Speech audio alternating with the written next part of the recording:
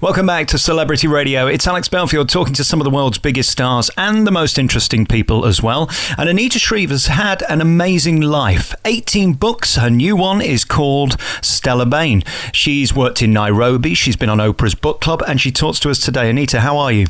I'm fine, thank you. What a life you've had. Let's start at the beginning. The first thing I noticed about you, which we have in common, is that you worked in Nairobi as a journalist, as did I. I did the breakfast show at Capital FM for a while, and it was the most amazing, brilliant, and also awful time of my life, because that's what Kenya is, really. It's a duplex, isn't it? When I lived there, it was a much easier place to live in, although the poverty, there wasn't a day that you weren't intimately aware of the poverty.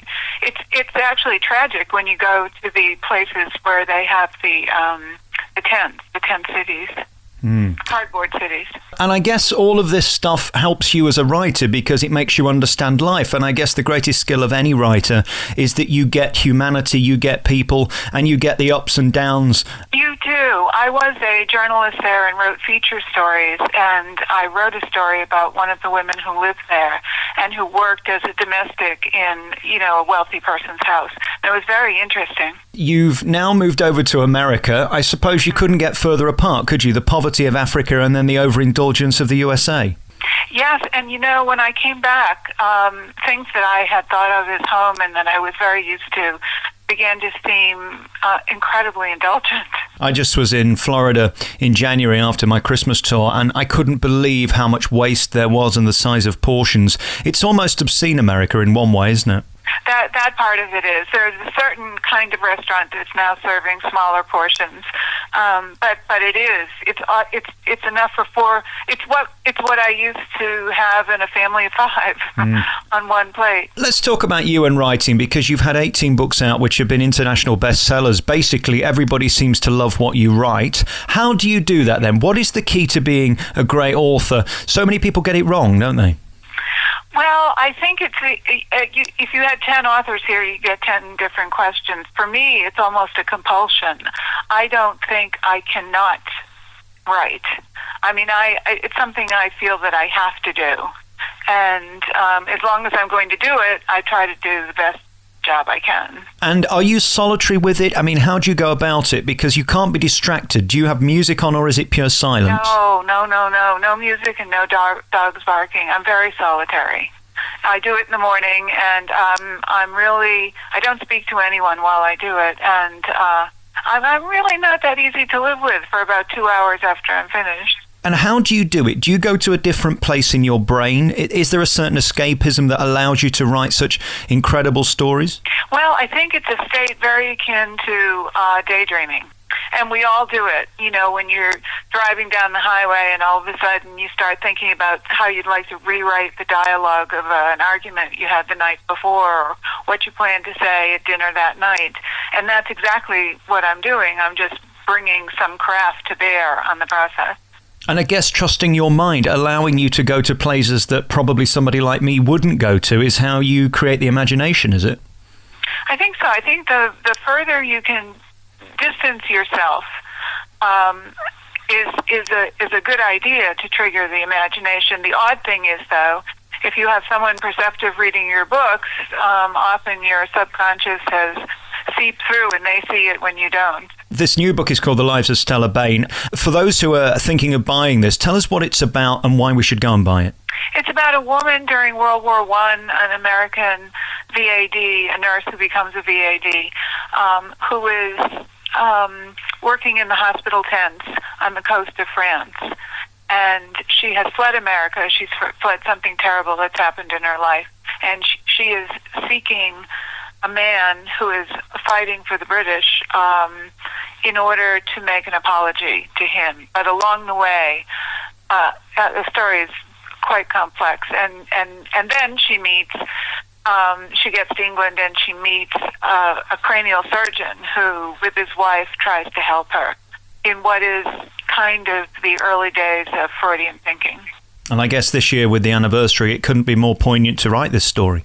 Yes, I learned a lot about World War I, and it, although it was very grim, and I tried to convey the sort of ghastly aspects of it. It was, in one sense, the most romantic war ever fought, I believe, because so it's the pure story of innocence into experience. And of course, it was the first great bomb between America and England, and that's what you touch on in this book, isn't it? That it obviously destroyed many lives, but it also created many lives.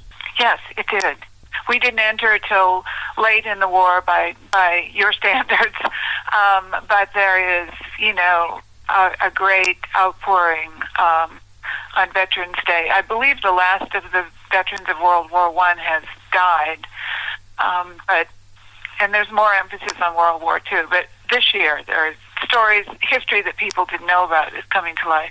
What I have felt from reading your books in the past is that there's a sense of hope with much of your writing. Is that important to you, that you leave me, the reader, with a sense of spirit and hope?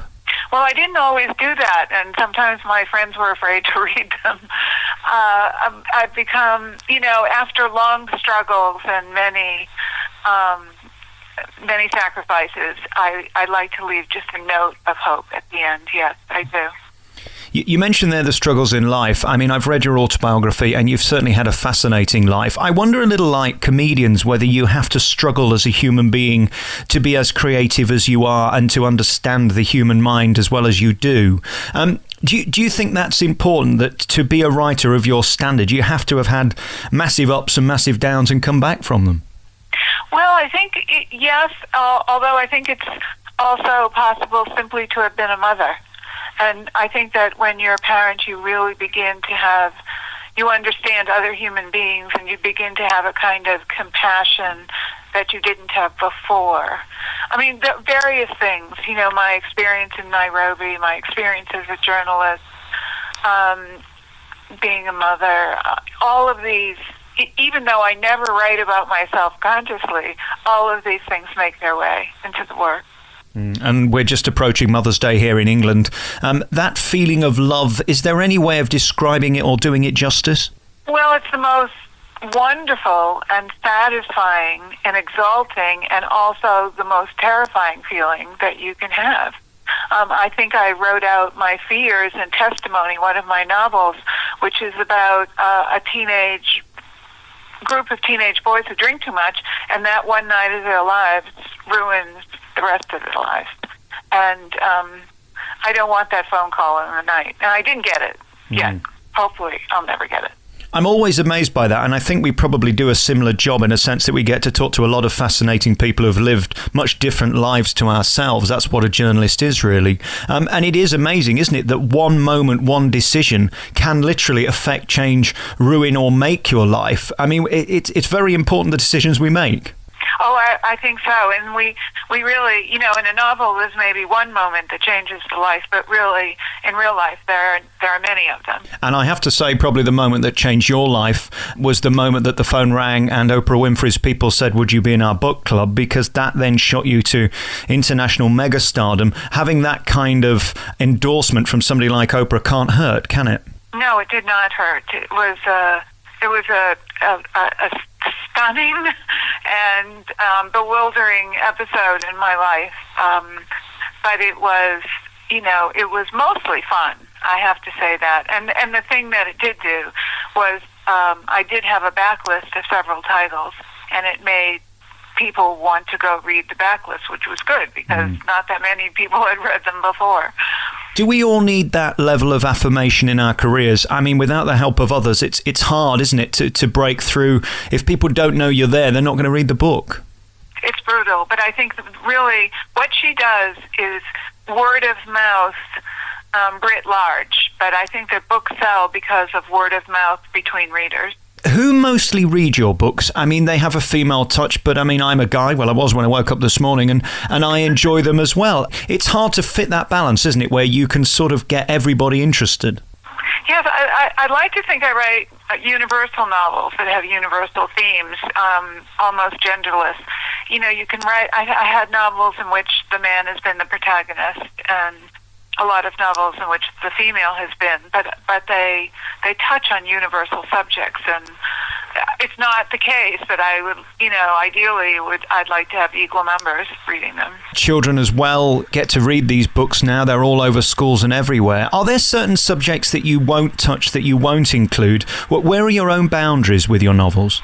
I don't think I have any. I don't write with an agenda. If agenda it pops up or shows through, then so be it. But I don't start with that. I'm really trying to tell a story, and that's all it is, And if it was a terrible subject, I might go for it. Are there moments when you sit there and you can't think, nothing comes through, and if that happens, do you just go and get a coffee and give up? Oh, I have lots of issues with writing, but that's not one of them. I think because I was a journalist for so many years, I learned a very important lesson, which is that writing is not precious. You don't sit around waiting for the muse to come. You sit at the desk and you start working. And that has been very helpful to me as a life lesson, being a novelist. And again, when the idea comes, it's then decluttering, isn't it? So that you can actually get the story through. What we don't want is to be distracted. That, I think, is always the hardest thing with any form of writing. That's why I can't do it. How do you remember what you wrote on page 4 when you're on page 237? Well, by the time you reach 237, at least by the time I reach it, I have read and reread and rewritten again and revised and rewritten all of the pages up to 297. So I know the book inside and out. Anita, it's been lovely talking to you today. Anita Shreve's new book is in the stores now. It's available at Amazon as well. The Lives of Stella Bain is her new and latest novel that I'm sure is going to do gangbusters. I really appreciate your time today. If people are wondering why the line's a little crackly, we're calling you in Maine today. You're in a hotel. Will you be coming over here to plug the book and for us to see you? Yes, definitely. March 20th. Great. Well, we look forward to seeing you then. And thank you so much for coming on the show, Anita, and good luck with your new book, Stella Bain. It's available now. Thank you. Thank you. Bye-bye.